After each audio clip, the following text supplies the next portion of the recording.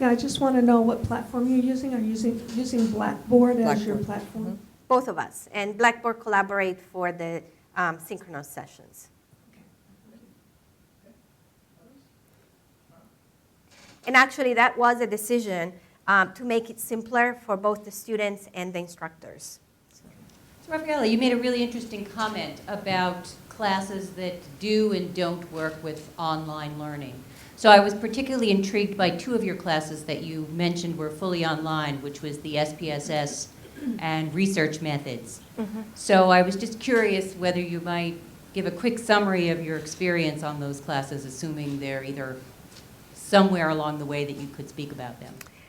Well, what I would like to say is not that I think a class is or not for online. I think what I would like to do is go to the finer point of looking at the content and learning goals and activity and experiences you would like students to have in a course, and parcel out there what is material that is really important to be done face-to-face, what is materials that could be done online or could be done even better online than face-to-face.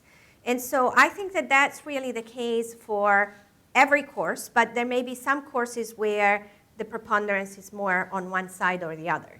The method courses, the SPSS, we felt was really one of the best to put online and fully online without even synchronous sessions, because it's more like the prerequisites that you were talking about. And so people come with different kind of backgrounds, and this will allow them actually to go faster through the program. Lisa Brown is actually designing the course and will be teaching it soon, so maybe you may want to add something. I don't know if I have anything to add yet, since we're not teaching it till December, January, but I mean, But you've been designing it. Yeah, the idea is to offer it, hopefully that the students who've signed up for it are not the ones who need the hand-holding at the computer, and they already sort of know how to use a computer, maybe already know how to use Excel, and hopefully can just pick up how to use SPSS through video and walking through step-by-step instructions. But we did decide to have office hours that are held asynchronous, because we thought that was more where people might benefit from the face-to-face. And as I said before, it's a choice. It's not the only time SPSS is offered, and we have some traditional face-to-face, and this is sort of our experimental session. So, When you had said about hoping that students don't, at least they know how to turn the computer on to take the course, we have incorporated, within our, on our website, online learning supports, so that students can access those, as well as what they need to have computer-wise in order to take that online course. And so that just continues to be built as we continue to refine our programming. So students do have online resources that are available on the web, on our school nursing web, but then also what they actually have to have in order to take the course.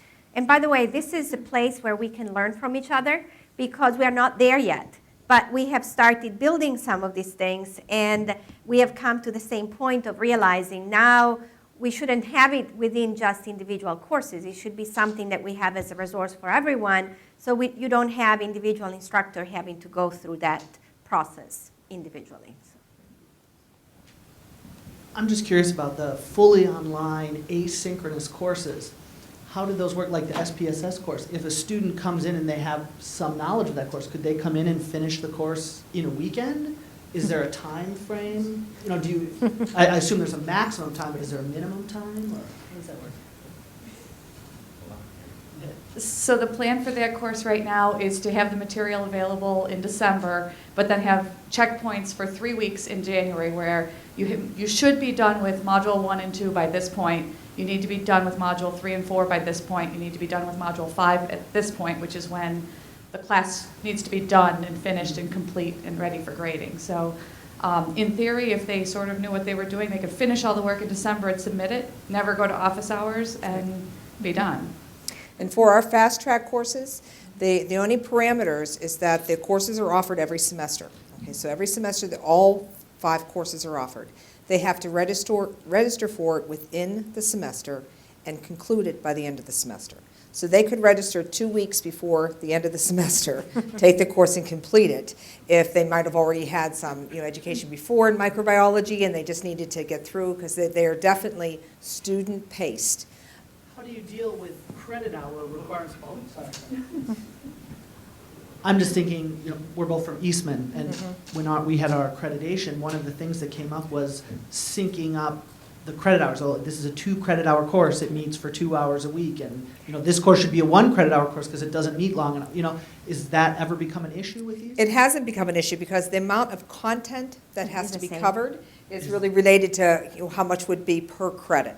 It just so happens that some students can review that content much faster than other students. It would be no different that someone who already took an undergraduate course in a subject and takes a graduate course will get the same number of credits, but obviously could spend less time on the course because it doesn't need to do all the readings and stuff like that. But one thing I would like to clarify, asynchronous doesn't mean self-paced. Those are 2 separate things. Okay, so asynchronous just means that you don't have times when everyone comes together at the same time. But except for the SPSS, and we are actually experimenting with that, with a more self-paced for the reason we just said, all the other asynchronous courses actually have due date for assignments. In fact, one thing that all of our students have pointed out is they come thinking it's an online course, it's going to be a lot more flexible. I can do things when I want. The truth is you have a lot more intermediate deadlines because if you want to have a discussion board, you have to have the first post for a certain day, and then 2 days later, you have a requirement for a response, and if you have a synthesis, it would be yet another time. So that was a bit of a shock and certainly something they didn't expect, but that's the only way that you can get the interaction student to student and student to instructor that for both of us is critical to the quality of the course. So it's only our fast track courses, which are the prereqs, that are asynchronous and student-paced. Our other hybrid online courses and our online courses are course-paced or faculty-paced. Kathy, you mentioned the Center for Lifelong Learning, and Raffaella, you mentioned the Center for Professional Development and Educational Reform. And I'm curious to know whether you're offering online courses that are not for credit to the community? Their answer is yes, my answer is no. So our courses, some of them are for continuing for contact hours, for nurses that need to have, like I need to have 50 contact hours every year to maintain my nurse practitioner certification. So some of those courses are for that are online, and some of those are hybrid online, and some of those courses are face-to-face. But we do offer that continuum. For us, the Center for Professional Development, anything that they offer is not for credit. And so far, they haven't really gone much into the online, but it's one of the area where they would probably expand soon because, again, of the demand from the field. But they're very different. I mean, we don't even call them courses. We call them professional development programs because the nature of those learning experience is very different. The expectation that people have, usually you don't have to do much homework on your own. It's more just whatever you do at the time. But if we do courses, we really made it a point that they are going to be credit-bearing just like anything else because the goals will be the same and the learning outcomes we want to see are the same. And personally, of the 2 courses that I've been working on, and entrepreneurial skills was one that I designed and taught before as a face-to-face course and then did it in the summer online. I have to say that the quality of the student work in the online was better. Maybe I learned how to teach and design it better after several years, but I was really blown away by the depth of their discussions and the quality of their final projects. And I think part of that was I was forced to be so careful in designing that course and the materials and everything.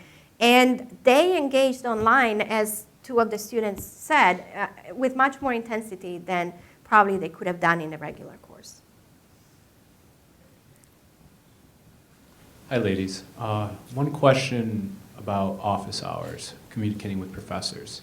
Have any professors had online office hours, time I'll be online from 6 to 7 if you want to Skype with me or instant message or anything like that? Yes. I don't know for sure, but I'm sure that they do. Okay. Particularly those, that are really very skilled in online. But that's probably something that we should help our faculty to learn how to do. That's a very good question. Yeah, we have had a few people doing it. I mean, the one thing that I'm careful about is I don't want online courses or online office hours to be an excuse for people to be in Florida. But if you think about the needs of the students, the same needs that make people have difficulty coming to a face-to-face class on a regular basis operate in terms of connecting with instructors. And so I think that having a collaborate session or a Skype session is much more powerful than a phone call or an email exchange, and definitely should be encouraged.